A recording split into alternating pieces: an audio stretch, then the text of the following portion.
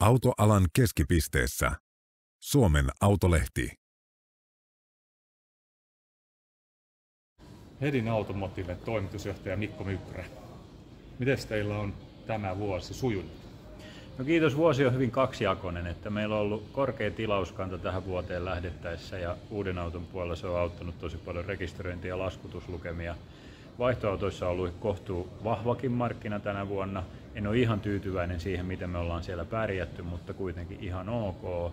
Ja sitten jälkimarkkinapuolella menee aika tasaisesti niin kuin monella muullakin. Suurin haaste on tällä hetkellä uuden auton kaupan päättämisen puolella, missä markkina on koko vuoden ollut käytännössä se 50% alamittainen.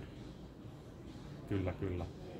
Mites vielä, jos tämä nykyinen talouden tilanne, niin miten sä näkisit, että se vaikuttaa tuolla? No kyllä se on just siinä taustalla oleva asia, että inflaatio ja ennen kaikkea korkojen nousu. Sehän siinä on, että ihmiset on tullut ostopäätöksiä aika varovaisiksi ja autopäätöksiä on helppo lykätä tässä tämän hetken niin kuin markkinatilanteessa. Ja kyllä se on se suurin syy, mikä siellä uuden auton puolella näkyy.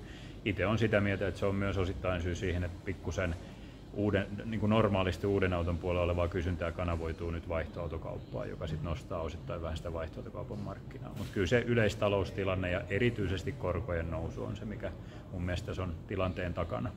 Kyllä.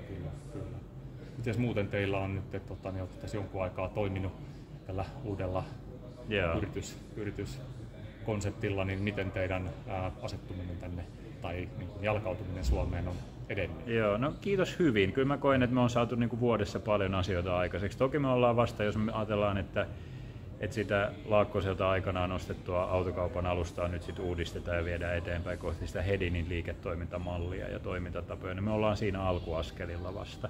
Mutta on me saatu paljon aikaiseksi. Me ollaan brändiä uudistettu, asiakasviestintää uudistettu.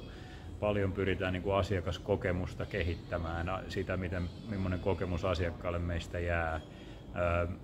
Toimintatapoja uudistettu tietyiltä osin niin kuin Hedinin toimintatapojen mukaiseksi ja sitä kulttuuria myös niin kuin muokataan ja kehitetään. Ja sitten viimeisimpänä helppo sanoa se, että ollaan myös niin kuin kasvustrategiassa saatu ekoja steppejä tehtyä ennen kaikkea nyt niin kuin Delta-auton ja Auto-Samatin yrityskauppojen muodossa.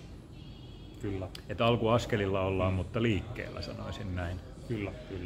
Ja onko nämä viimeisimmät yrityskaupat, niin onko ne missä vaiheessa nyt? No ne on nyt itse asiassa ihan, että kumpikin yrityskauppa saadaan päätökseen 1.9. Ja sitten syyskuusta lähtien kumpikin yritys on sitten osa tätä uutta ja yhteistä Hedin Automotivea. Selvä. Kiitos. Kiitos.